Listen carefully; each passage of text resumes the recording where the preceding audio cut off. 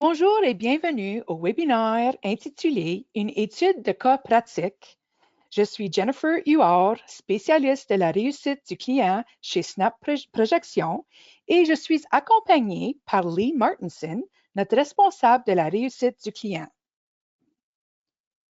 L'objectif aujourd'hui est de vous montrer un cas d'utilisation très spécifique où vous pouvez utiliser Snap pour aider à répondre aux questions de vos clients.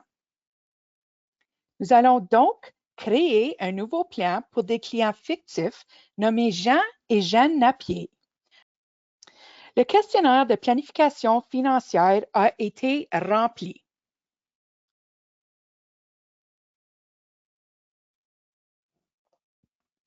Une copie est disponible sous l'article du webinaire et n'hésitez pas à utiliser et à le mettre en pratique à la suite de ce webinaire. Nous sommes maintenant sur la page d'accueil de Snap Projection. Je vais me connecter au logiciel en cliquant sur Connexion. Avant de commencer, jetons un coup d'œil au centre d'aide. On clique sur Aide, ensuite Centre d'aide, où vous trouvez une base de connaissances sur tout ce que vous souhaitez trouver dans Snap en termes de définition et de fonctionnalité.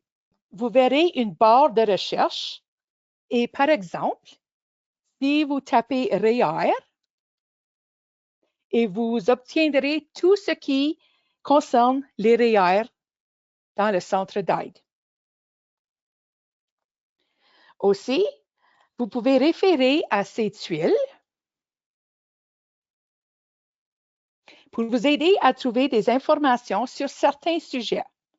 Par exemple, vous pouvez cliquer sur Commencer ici où nous retrouverons 5 articles. Comme vous pouvez le constater, le centre d'aide est rempli d'informations qui vous aidera à réussir avec Snap. En outre, vous pouvez nous contacter ici, au numéro de téléphone ici, au haut de la page, ou à travers du portail. Alors, nous sommes maintenant à la page des clients. Pour votre information et pour des raisons de confidentialité, tous les clients sont fictifs à des fins de formation. Pour créer un nouveau scénario client, nous allons cliquer sur le bouton Nouveau client. Ceci nous apporte à l'onglet de configuration du scénario, page du client, primaire et conjoint. Ici, nous allons remplir les renseignements personnels de base du client primaire, tels que le prénom qui est Jean, son nom de famille c'est Napier, sa date de naissance est 1965, le 1er mai, et il demeure au Québec. Alors, nous allons sélectionner le Québec. Ensuite, nous allons ajouter un conjoint. Okay. Et le prénom du conjoint est Jeanne. Nom de famille, c'est Napier. Et sa date de naissance, c'est 1967, juin le 1er. Okay. Ensuite, on avance à la prochaine page en cliquant sur Suivant.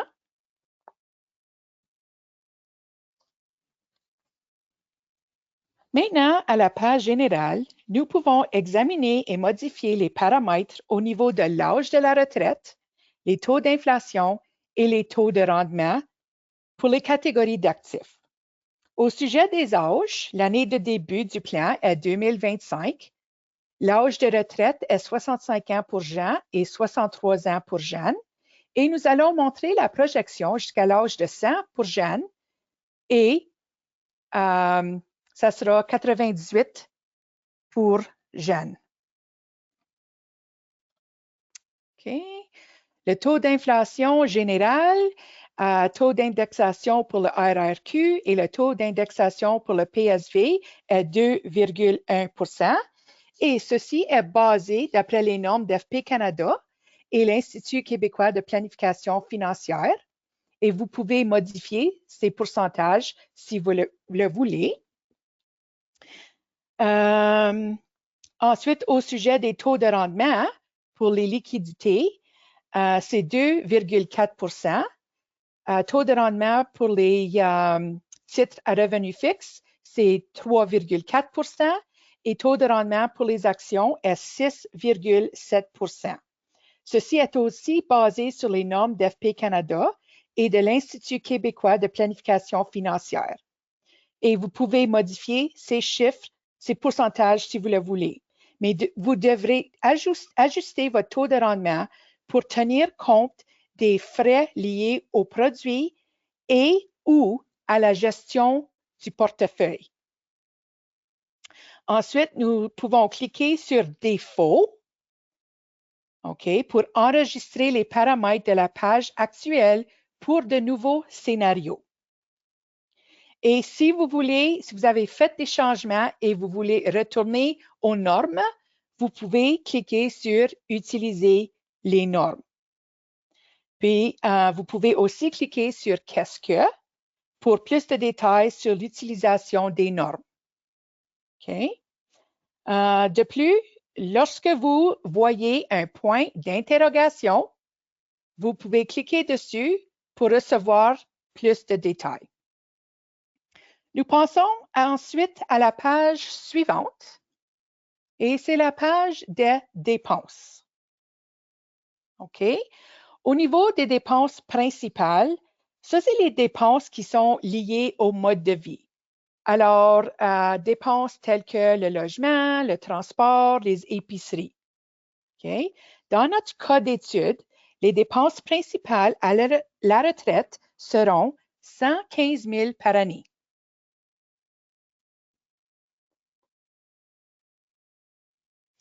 Pour clarifier, les dépenses principales commencent à l'âge de la retraite de 65 ans pour Jean et 63 pour Jeanne. Nous passons ensuite aux dépenses supplémentaires, telles que des voitures, des voyages ou peut-être des rénovations. D'après notre cas d'étude, nous allons ajouter une dépense supplémentaire et ce sera un voyage. Le montant sera 10 000. Commune, on va dire oui, c'est commune. C'est entre les deux conjoints. Inflation, nous pouvons mettre un pourcentage comme par exemple 2,4. 2,4. Ou nous pouvons aussi appuyer sur la touche retour arrière, puis ça va nous rapporter à l'inflation générale. À partir de, nous allons laisser ce champ vide parce que les voyages vont commencer cette année. Et puis jusqu'à, on va dire, l'âge de 80 ans pour Jean. Au niveau des fréquences, on va cliquer sur le champ pour obtenir un menu déroulant et nous allons choisir tous les 3 ans. Ensuite, souligner, on va dire oui. Et ça va montrer une ligne séparée sur le diagramme de sortie de trésorerie, mais qu'on arrive au diagramme. Puis, nous pouvons souligner jusqu'à 6 dépenses supplémentaires dans nos diagrammes. Alors, ensuite, on va avancer à la page de revenus. On commence avec Jean. Comme vous voyez, aussitôt qu'on met un conjoint, le nom du client primaire est ici sur l'onglet en haut de configuration de scénario et le nom du conjoint qui est Jeanne, elle aussi a une section, un onglet à son nom. Mais maintenant, nous sommes sur l'onglet de Jean. Alors, au niveau des revenus, nous avons un revenu d'emploi pour Jean. Le montant, c'est 90 000 par année. Commun, c'est non. Indexation, on va faire un retour arrière pour l'inflation générale. Le type d'emploi, c'est emploi. Imposable, oui, certainement, c'est imposable. REER éligible, oui. À partir de, bien, ça commence cette année, l'année de la projection, le départ de la projection, et ça va terminer à l'âge de 64 parce que Jean sera à la retraite à l'âge de 65. OK. Bon, si nous voulons préciser des dates, nous pouvons toujours cliquer sur la roue dentée pour voir ou changer la date. Mais pour ce cas d'étude, nous allons laisser ça au 31 décembre de l'année 2029, qui est l'année où Jean va tomber 64. OK. Ensuite, notre client Jean bénéficie d'un régime de retraite à prestation définie. Alors, nous allons ajouter un RRPD. OK. L'âge de début est 65 ans. OK. Alors, il y a deux sections, avant 65 ans et à partir de 65 ans. Alors, le montant à partir de 65 ans est 55 000 par année. Le pourcentage du survivant est 80 et l'indexation est de 2 OK? OK. Si vous sélectionnez oui pour la colonne au prorata, cela signifie que la première année de la pension sera calculée au prorata pour commencer après la date de naissance de l'individu. Mais dans ce cas, nous allons dire non au prorata. OK? S'il y a une erreur ou s'il manque quelque chose, un message d'erreur rouge va s'afficher. OK? Puis aussi, vous allez voir que les chiffres vont apparaître dans la section avant 65 ans, mais suffit que la pension va commencer à l'âge de 65 ans. Ces chiffres ici, ils n'ont vraiment pas d'importance. OK? Maintenant, nous allons cliquer sur l'onglet de Jeanne pour entrer les données relatives à son emploi. Alors, revenu d'emploi, pour elle, c'est 110 000 par année. Comme un nom, indexation, on va appuyer sur la touche retour arrière pour l'inflation générale. Le type, c'est emploi. Imposable, oui. REER éligible, oui. À partir de, on laisse ce champ vide parce que ça, c'est au courant. Et puis, ça va aller jusqu'à l'âge de 62 pour elle parce qu'elle sera à la retraite à l'âge de 63. OK? Puis, comme j'ai expliqué auparavant, si vous voulez préciser l'âge, on peut toujours changer la date ici, mais dans ce cas d'étude, on va laisser ça à la fin de l'année, de décembre le 31 2029. OK? Et Jeanne n'a pas de pension, alors nous n'allons pas ajouter une pension ici. OK? Maintenant, on va cliquer suivant pour passer à la prochaine page, qui est la page des actifs. Et nous allons prendre note que nous sommes sur la page de Jeanne. Ça dit Jeanne ici et aussi on voit ça au niveau de l'onglet. Alors, par défaut, ils vont toujours nous donner un compte non enregistré, mais moi, je vais suivre l'ordre que j'ai dans mon questionnaire de planification financière. Alors, je vais commencer avec un REER. La valeur du REER est 375 000 $. Le coût, ce n'est pas nécessaire parce que c'est un compte enregistré, mais quand même, je vais juste mettre 375 000. Le type, je vais mettre REER et comme vous voyez, le coût devient 0. OK? C'est parce que c'est un compte non taxable au niveau de la liquidation. Ensuite, commun, c'est non. Maintenant, on arrive à la répartition des actifs. Puis, au niveau des liquidités, je vais mettre 0 %. Ensuite, revenu fixe, je vais dire 40 je vais mettre le signe de pourcentage, 40 Et ensuite, au niveau des actions, je vais dire 60 OK.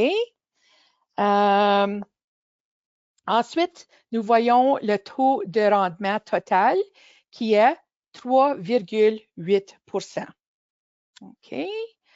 Ensuite, on va ajouter un autre actif financier et ce sera un CELI.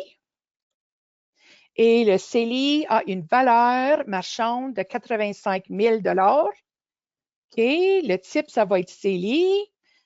Au niveau de la répartition des actifs, ça va être la même chose. Alors, 0 pour les liquidités, 40 aux revenus fixes et 60 aux actions. Ensuite, nous allons ajouter un compte non REER, alors non enregistré. OK. La valeur du compte non enregistré est de 20 000 alors, le type, c'est non enregistré. Et voilà, aussitôt que l'on sélectionne non enregistré, le système va nous demander pour le coût. Et puis, dans notre cas, le coût est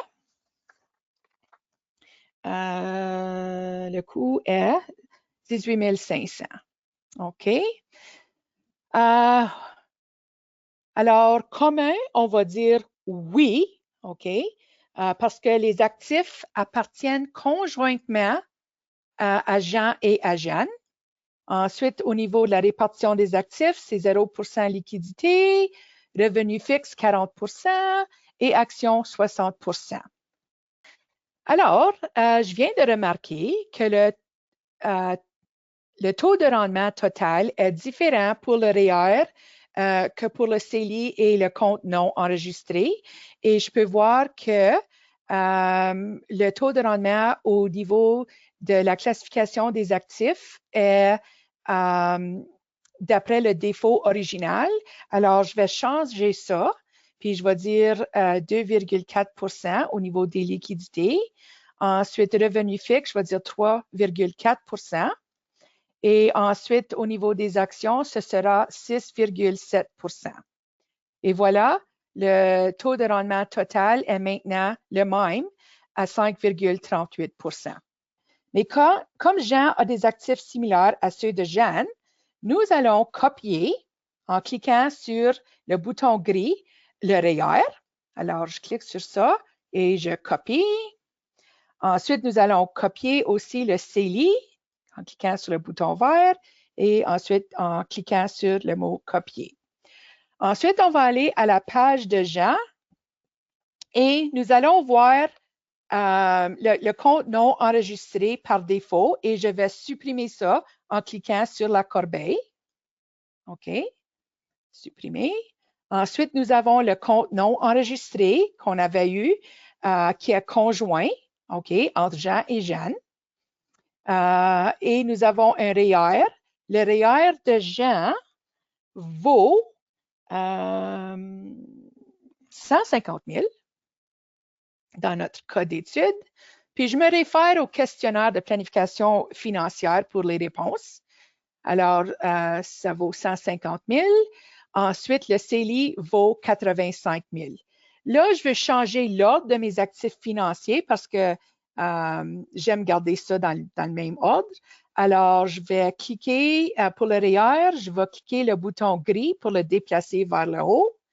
Puis ensuite, pour le CELI, je vais aussi cliquer sur le bouton gris pour l'avancer vers le haut. Puis ensuite, je peux enregistrer mon ordre ici sur le bouton vert, enregistrer l'ordre, et voilà. Mes actifs financiers sont dans le même ordre que sur la page de Jeanne. Passons maintenant à l'onglet du CELI. Alors, vous voyez que maintenant, on est sur l'onglet des actifs, mais il y a d'autres onglets ici. Alors, nous autres, on va avancer à l'onglet du CELI. Puis, c'est ici où nous pouvons mettre à jour les droits de cotisation pour le CELI. Alors, pour 2025, c'est 7 000 mais ce montant peut être plus élevé si le client n'a pas cotisé le maximum chaque année depuis qu'il avait l'âge de 18 ans. OK? Puis ceci, ça peut être confirmé auprès de l'Agence de revenus du Canada, alors l'ARC, si vous pouvez en ajouter plus ici. Ensuite, nous allons passer à l'onglet du REER. Puis Snap va... Oh, OK, je vais cliquer 2 fois ici, là. OK, alors on est sur l'onglet du REER, le REER et le FAIR.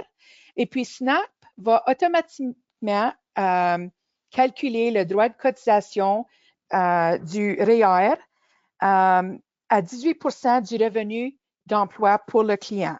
Mais si le montant est plus élevé, comme le confirme son avis de cotisation, nous pouvons mettre à jour le droit de cotisation ici. OK? Mais dans le cas de Jean et de Jeanne, les deux ils ont un droit de cotisation de 20 000. OK? Alors, je vais mettre 20 000 pour Jean ici. OK? Et puis, je vais aller sur la page de Jeanne. OK, son droit de CELI, c'est 7 000. Son droit de cotisation au REER, c'est 20 000. 20 000 OK? Maintenant, je vais revenir à l'onglet de Jean, OK, sous l'onglet des REER. Puis, parce qu'il a un régime de pension à prestations définies, il a aussi un facteur d'équivalence supplémentaire. Puis le montant est de 9 000 OK. Ensuite, sous cet onglet, nous pouvons aussi baser les retraits minimaux du FAIR sur l'âge du conjoint le plus jeune en cliquant la case ici. OK. On peut aussi changer l'âge de conversion du REER au FAIR. OK? Alors, par défaut, ça sera toujours à l'âge de 71 ans, mais si vous voulez quelque chose de différent, vous pouvez le changer ici. Ensuite, nous allons ajouter un actif réel. OK, alors je vais cliquer sur actif réel, ajouter un actif réel. Et puis, nous allons ajouter le foyer ou on peut dire la maison. OK? La maison a une valeur de 550 000 $. Le coût, il n'y a pas d'importance parce que c'est la résidence principale. OK. L'appréciation, on va garder ça à 2,1 %. Âge d'achat futur, ce n'est pas applicable ici parce qu'ils appartiennent déjà à la maison. Âge de vente future, si on saurait la date que les clients voudraient vendre la maison, on pourrait le mettre ici. Ensuite, commune, on va dire oui, OK, parce que la maison appartient à Jean et à Jeanne conjointement. Et impôt sur le gain en capital, on va dire non, parce que j'ai déjà expliqué que c'est la résidence principale. OK? Ensuite, on avance à la prochaine page, qui est la page des dettes. Et nous allons ajouter une dette qui est une hypothèque avec une balance de 72 000 $. Le taux d'intérêt sera 4,8 %. Âge de début futur, ce n'est pas applicable ici, mais disons qu'ils vont commencer une autre dette dans le futur, on pourrait mettre l'âge de début. Option de remboursement, on va garder ça à intérêt et capital, mais nous avons aussi l'option de mettre intérêt uniquement. Ensuite, les mensualités, ça va être 1 200 par mois. Commune, oui, c'est une dette qui appartient aux deux clients. Alors, on va choisir oui. Déductible d'impôt, ce sera non. Et actif réel, on va lier cette dette à la maison. OK. OK, l'avantage de lier l'hypothèque à la maison est que si la maison est vendue à l'avenir, le solde restant sera remboursé. OK? Et le produit restant sera investi ou possiblement utilisé pour l'achat d'un autre actif réel si c'est le cas. OK? Ensuite, on avance à la page de prestations gouvernementales et juste pour clarifier, on est encore sur la page de Jean. OK? Alors, au niveau du régime de rente du Québec, le RRQ, l'âge de début sera 65 ans. OK? Et puis,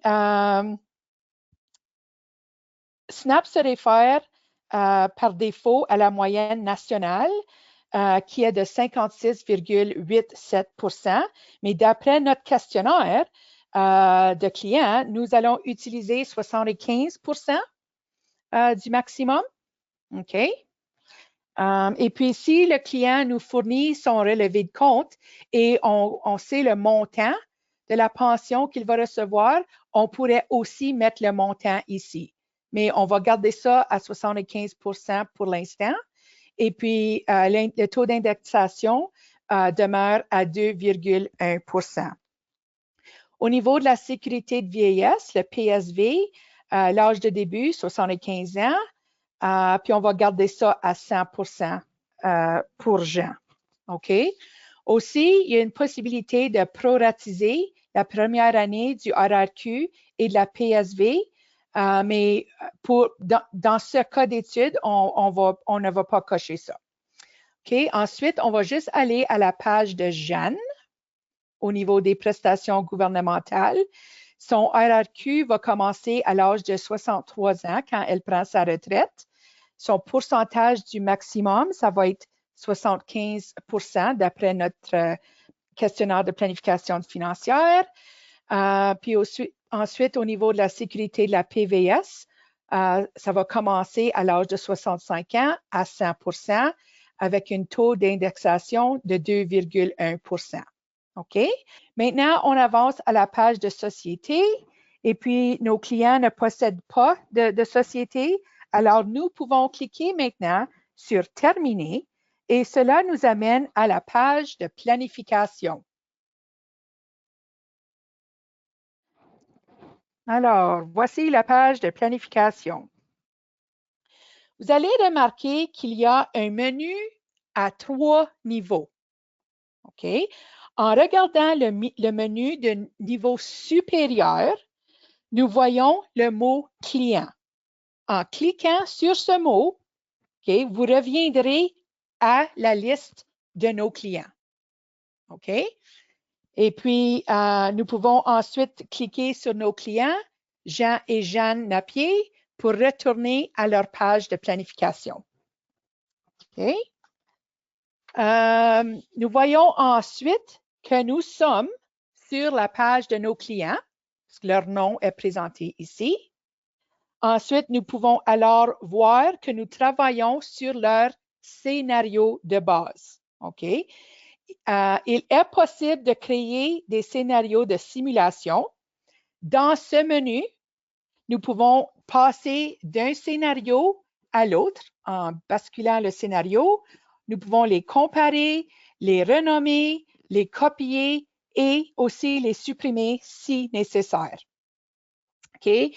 Il y a aussi une icône d'une page de papier où nous pouvons prendre des notes relatives au scénario qui sont visibles seulement aux planificateurs financiers.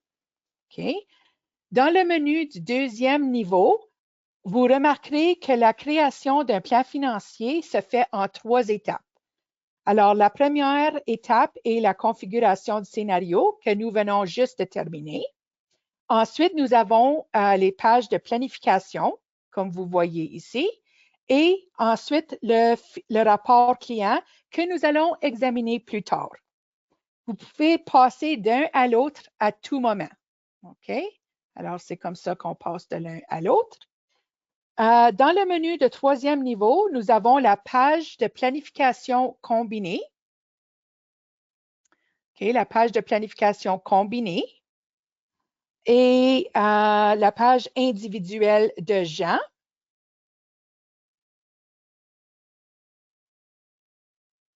OK, ça va prendre. OK. Et ensuite, la page individuelle de Jeanne. OK. Nous pouvons aussi ajouter une société. Nous pouvons voir des diagrammes, faire des recommandations, exécuter des tests de résistance et faire des analyses de besoins en assurance vie. Nous pouvons aussi exporter les pages de planification vers Excel et nous pouvons exécuter le scénario qui va calculer et afficher toutes les mises à jour que nous allons faire sur la page de planification. OK? Une autre chose que je veux indiquer, c'est que le bouton « Exécuter le scénario » est présentement en vert, mais une fois qu'on fait des changes au niveau de la page de planification, le bouton va changer en orange. OK? Puis ça va nous indiquer que nous devons réexécuter le scénario pour obtenir les résultats précis avec les nouveaux données. Alors, il y a beaucoup de chiffres sur la page de planification. Je tourne sur la page combinée. Mais c'est ici que nous pouvons évaluer la vie financière de nos clients, Jean et Jeanne.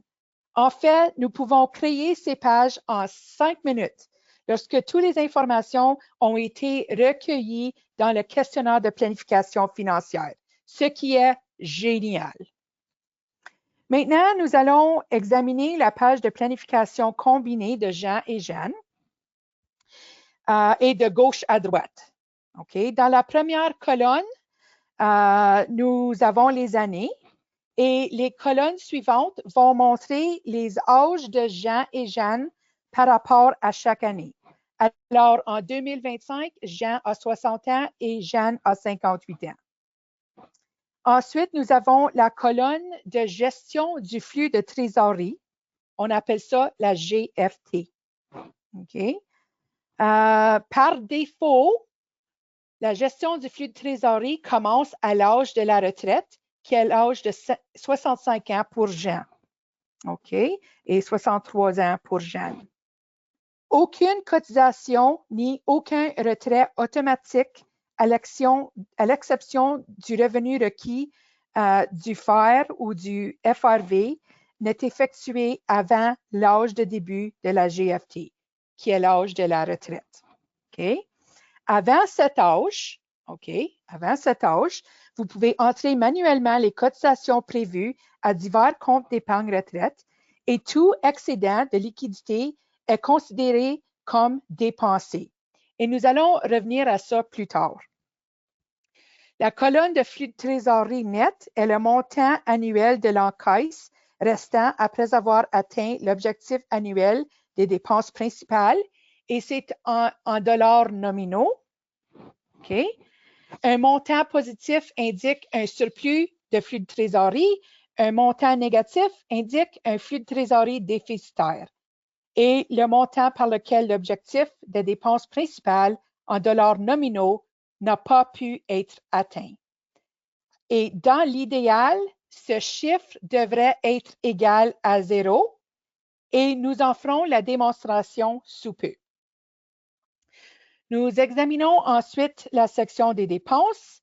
Les dépenses principales sont exprimées en dollars réels et en dollars nominaux.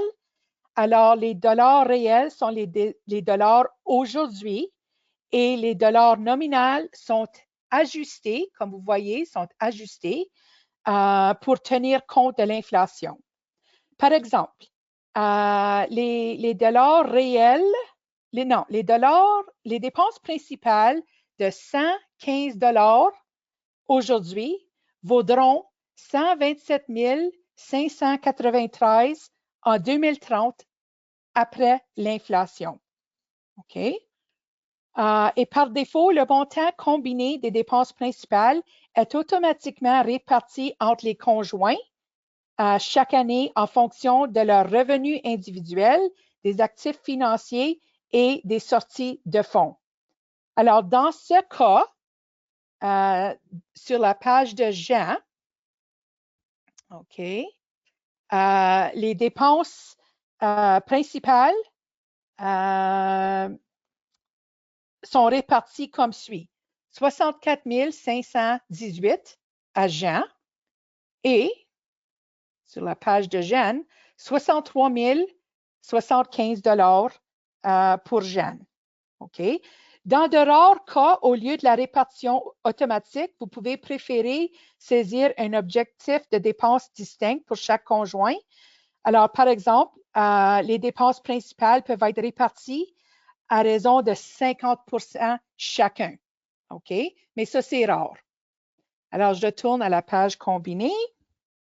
Aussi, sous la colonne de dépenses, nous voyons les dépenses supplémentaires et nous voyons le voyage qui coûtera 10 000 $ la première année et ce montant sera ajusté en fonction de l'inflation dans les années à venir.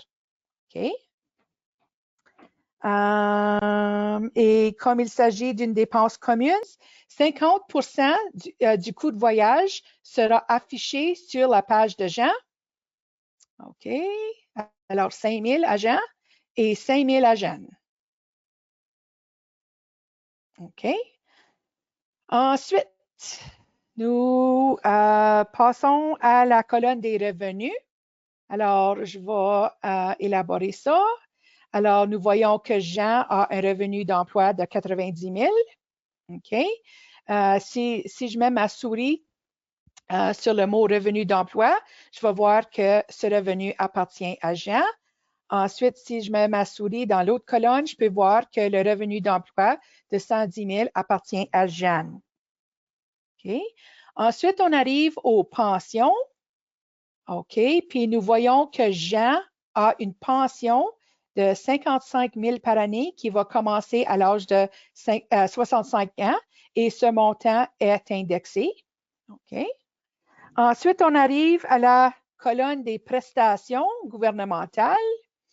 Alors, nous voyons les prestations du RRQ et de la PSV qui commencent à l'âge de 65 ans pour Jean et 63 ans pour Jeanne.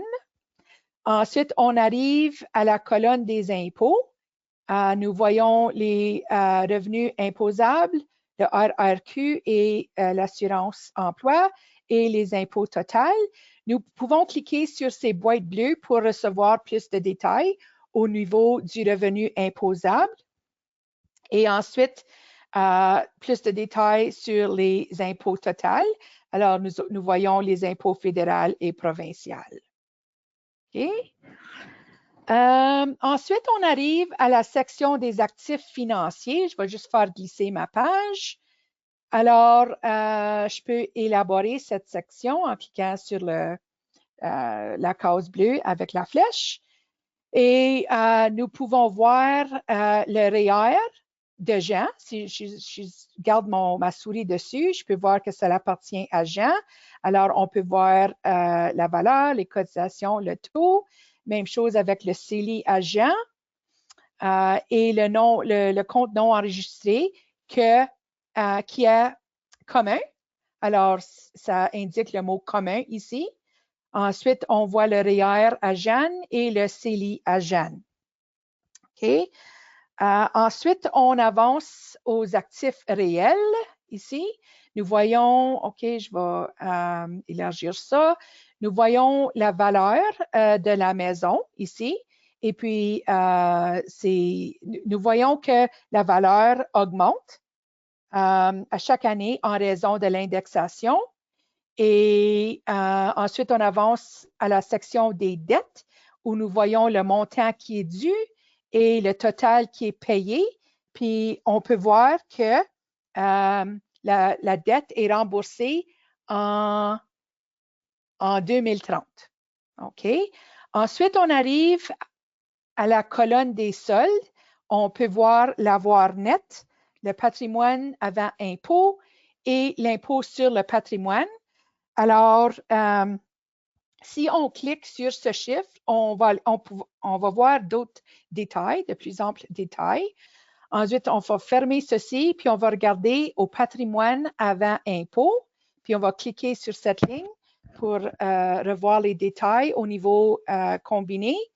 Alors, nous voyons les actifs totaux de 1 315 000 les dettes de 61 000 le patrimoine avant impôt de 1 250 000 l'impôt sur le patrimoine qui est 278 000.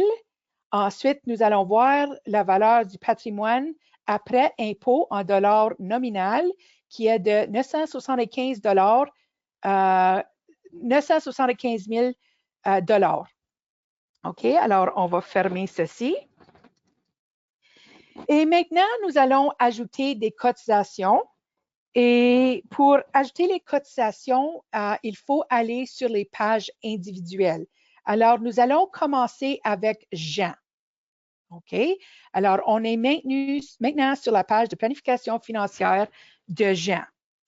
Alors, dans la section des actifs financiers, colonne des CELI, nous allons faire une cotisation et puis nous allons cliquer sur le 0 ici. OK, là, j'ai mon pointeur.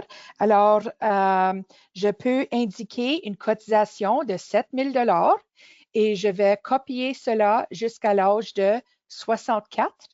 OK, parce qu'il va prendre sa retraite à l'âge de 65. Et ensuite, je vais cocher sur la case bleue ici. Puis ça va ajouter les cotisations. Et maintenant, vous allez voir que l'exécuter le scénario est en orange. Alors, il faut cliquer dessus pour exécuter le scénario, pour calculer les changements qu'on vient de faire. OK, alors je clique dessus. Et maintenant, le bouton est vert.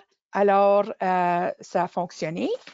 Ensuite, je vais faire la même chose. Oh, puis ici, disons que nous voulons effacer, faire une dérogation ou effacer, je devrais dire.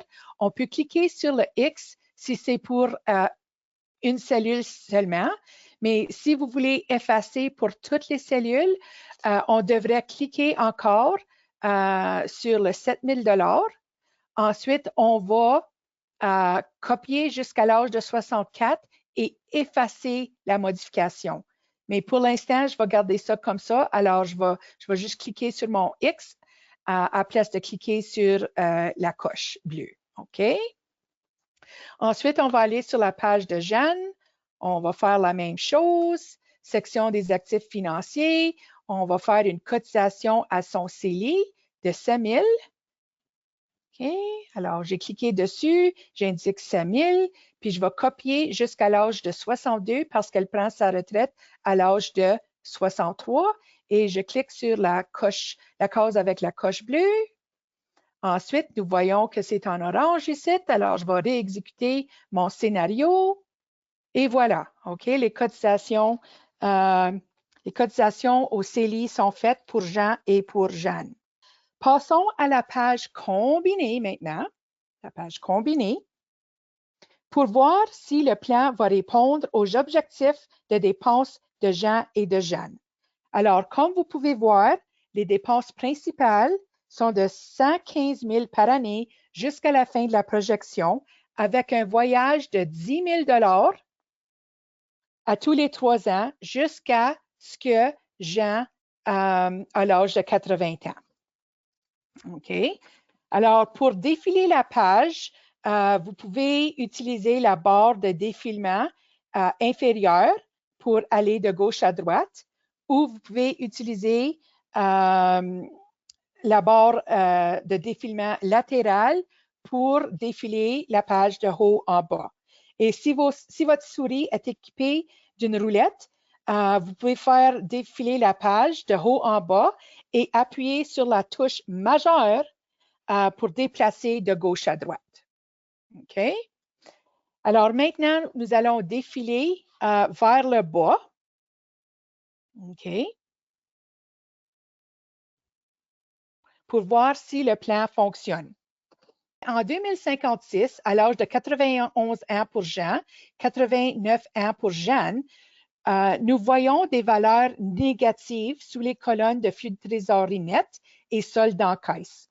Ces chiffres sont surlignés en rose, ce qui indique que Jean et Jeanne se trouvent dans une situation de déficit.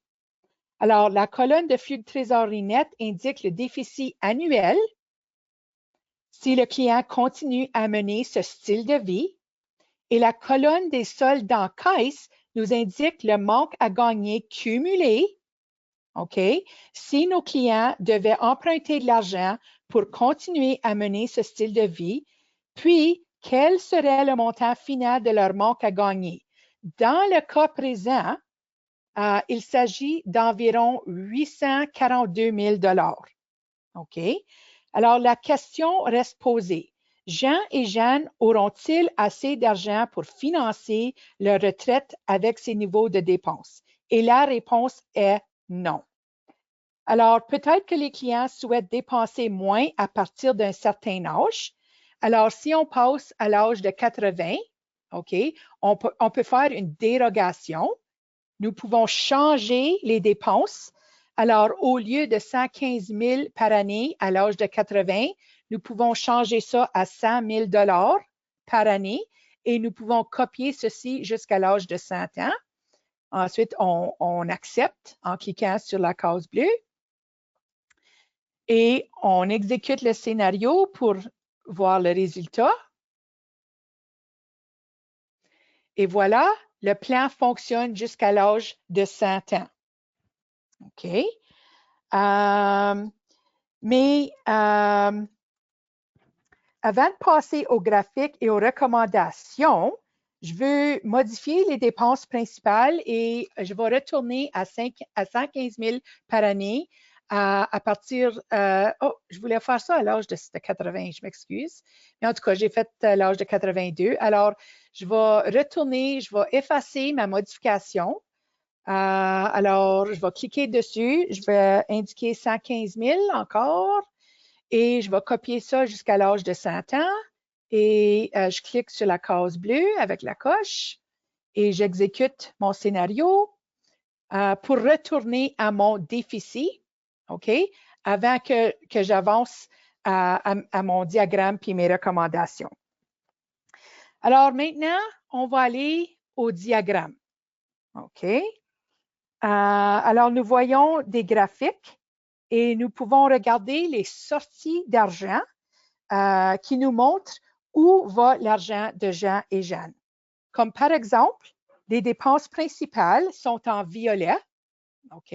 On voit ça ici dans la légende. OK? Et si je mets ma souris ou mon curseur sur le mot dépenses principales, nous allons voir seulement les dépenses principales.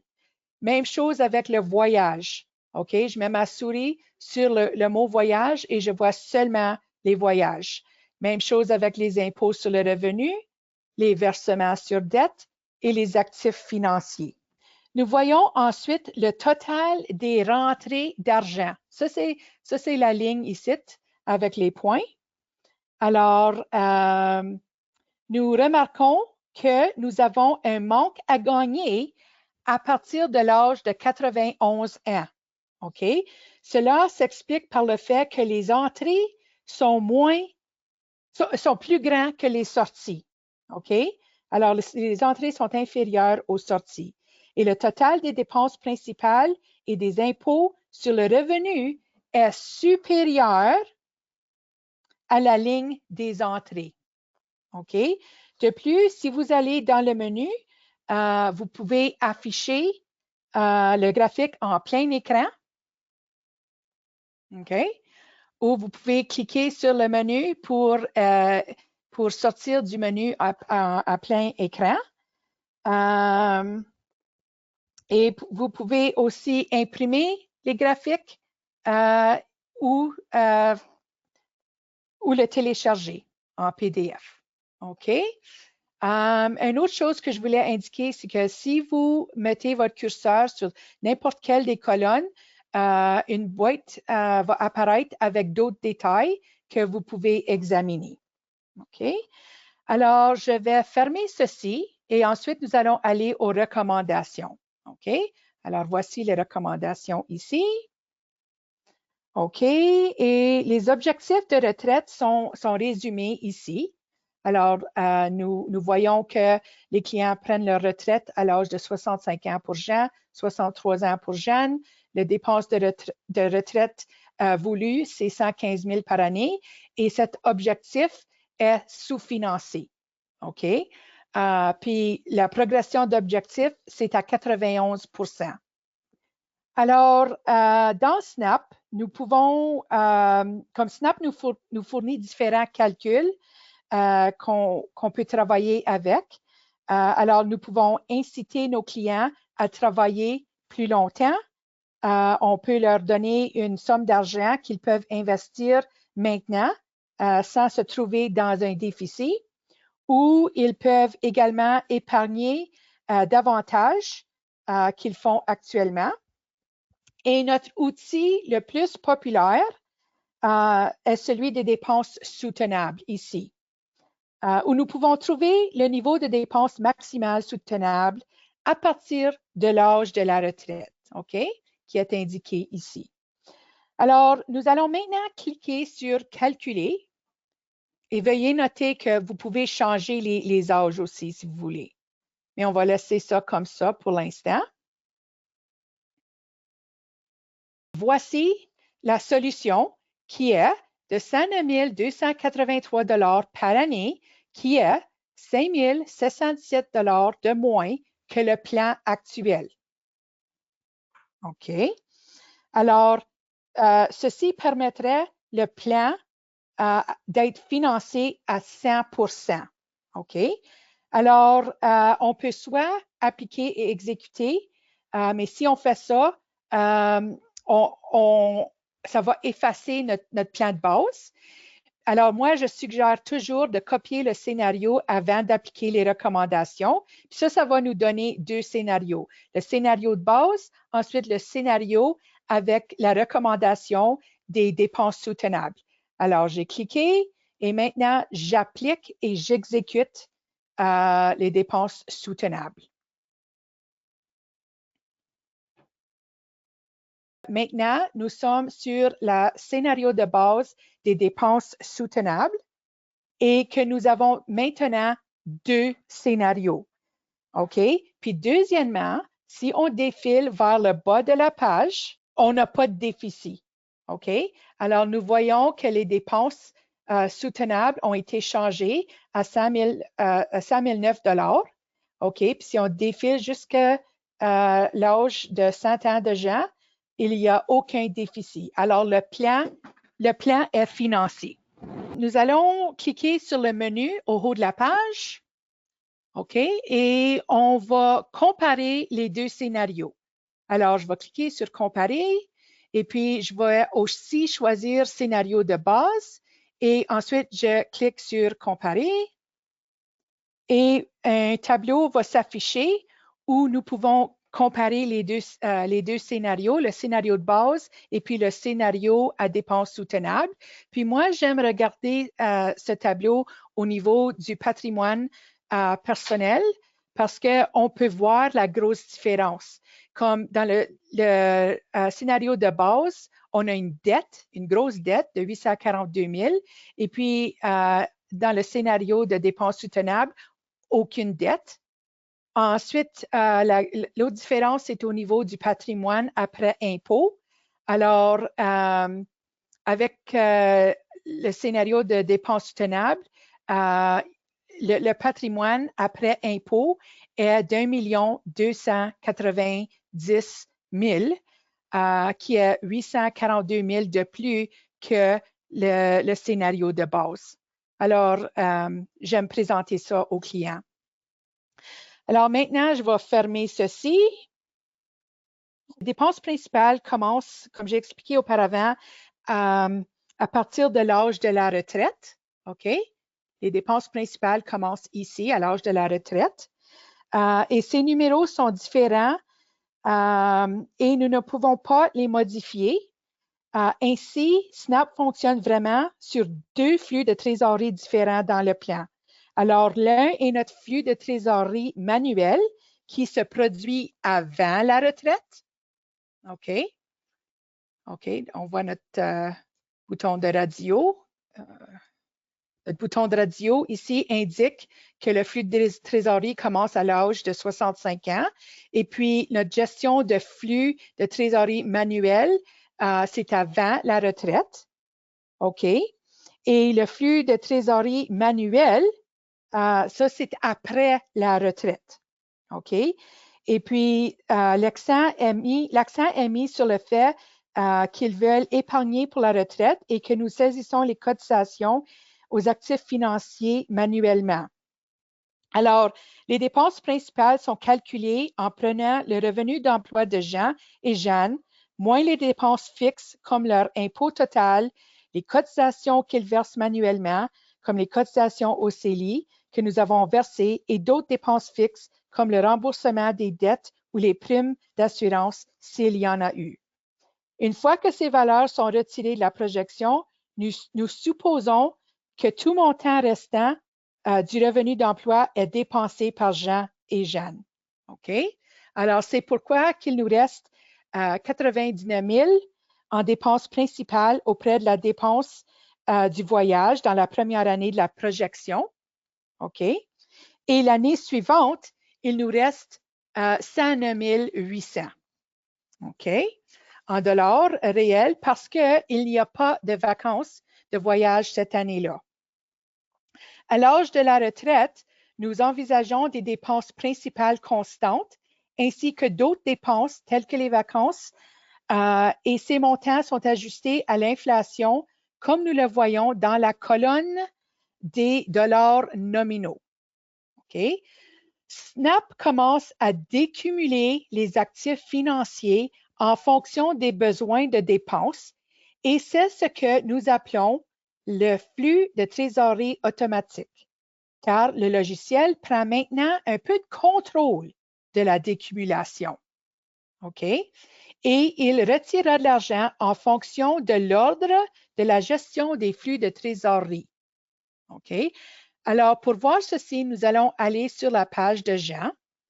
OK? Et dans la section des actifs financiers, OK, je vais cliquer sur la roue dentée et je vais montrer la colonne ordre de GFT pour ce scénario. OK? Bon, nous allons maintenant voir la colonne d'ordre au niveau des cotisations et au niveau des retraits. Et ceci commence à l'âge de la retraite. OK? Quand la gestion du flux de trésorerie manuel commence. OK? Alors, au niveau des cotisations, OK, s'il y a un surplus d'argent, Snap va suivre l'ordre de ELN, qui est enregistré, CELI et non enregistré. OK? S'il y a un retrait ou une décumulation qui va se faire, Snap suivra l'ordre de NLE, OK? C'est-à-dire non enregistré, CELI et ensuite enregistré. OK? Ce sont les valeurs par défaut dans Snap. Nous pouvons toujours cliquer dessus pour modifier l'ordre si nous le voulons. Alors, on clique dessus, puis on peut choisir un autre ordre qui va peut-être faire du sens pour un plan spécifique. Mais pour l'instant, je vais juste cliquer sur mon X, puis je vais garder ça le même. OK. Alors, si on regarde le plan de Jean, on peut voir qu'à l'âge de 65 ans, il y a un retrait au niveau de son compte non enregistré. Puis ensuite, la différence va venir du compte CELI. Ensuite, la prochaine année, il ne reste plus d'argent dans le compte non enregistré. Alors, le montant désiré va venir du compte du CELI. OK? Ensuite, on peut voir que à l'âge de 72 ans, on va commencer à prendre des retraits où le minimum du REER qui a été converti en fer. OK? Puis ensuite, la différence va être prise du CELI. Alors, c'est comme ça que l'ordre de la GFT fonctionne au niveau des actifs financiers de nos clients. Ensuite, on avance au rapport du client. OK? Comment créer un rapport client? Alors, on va cliquer sur rapport client. Ça nous apporte à l'éditeur du rapport. OK? Parce qu'il y a vraiment 3 étapes à créer un rapport: constructeur du rapport, éditeur du rapport et pré-visualisation du rapport. Ça commence toujours par la page couverture et pour la première fois, je vous recommanderais d'entrer vos détails et alors, on peut indiquer le nom du rapport, projection financière, le sous-titre, vos projections financières et de revenus de retrait, présenté pour le nom du client, présenté par qui, votre nom, puis votre titre. Et ensuite, vous pouvez téléverser votre logo, OK? Et puis, vous pouvez choisir votre arrière-plan, OK? Puis ensuite, après que vous avez tout fait ça, vous pouvez aller dans la section des défauts et vous pouvez enregistrer les paramètres de la page actuelle pour tous les nouveaux scénarios. Alors, je vous recommanderais de faire ça. OK. Ensuite, on va aller dans le constructeur du rapport. Et dans le constructeur du rapport, nous avons 2 sections. Alors, nous avons une galerie qui vraiment nous montre tous les rapports, mais il suffit que c'est la première fois que vous entrez dans les rapports, tous les rapports seront dans les pages incluses. OK? Alors, si vous voulez omettre une page, vous avez juste à le glisser à droite. Alors, j'ai glissé la page de couverture, la note au lecteur, mais si je décide que oui, je veux les inclure, je peux juste les glisser à gauche. OK? Et puis, si on veut changer l'ordre, on a juste à les faire glisser, OK, de haut en bas. Alors, c'est vraiment facile. Et puis, vous allez voir toutes les pages qui sont disponibles. On peut aussi indiquer des pages personnalisées ici, si vous voulez en mettre. On a des paramètres dans tête, si vous voulez mettre des numéros de page ou peut-être mettre un slogan dans votre rapport, puis ensuite les paramètres d'impression. OK? Ensuite, on avance à l'éditeur de rapport, puis c'est ici où on peut ajouter des choses comme, par exemple, je vais aller dans les instantanés, la synthèse des objectifs. Alors, je peux faire des changements ici et puis je peux aussi ajouter d'autres choses si je veux. OK? Puis aussi, on a une page de recommandations où je peux mettre des recommandations pour nos clients. OK? Peut-être de consolider leurs actifs financiers ou quelque chose de cette manière. Ensuite, on va aller prévisualiser le rapport. OK, puis on peut voir le rapport avant de l'imprimer ou de le télécharger. Puis, je voudrais vous montrer les instantanés. Ça, c'est notre fonctionnalité la plus récente et aussi la plus populaire.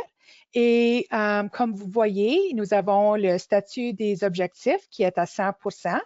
Et nous voyons ceci parce que nous avons fait des recommandations. Alors, les clients aiment beaucoup regarder ces instantanés parce que c'est des petites cartes avec de l'information qui est simple à comprendre puis qui vraiment vous donne tous les détails dont vous avez besoin.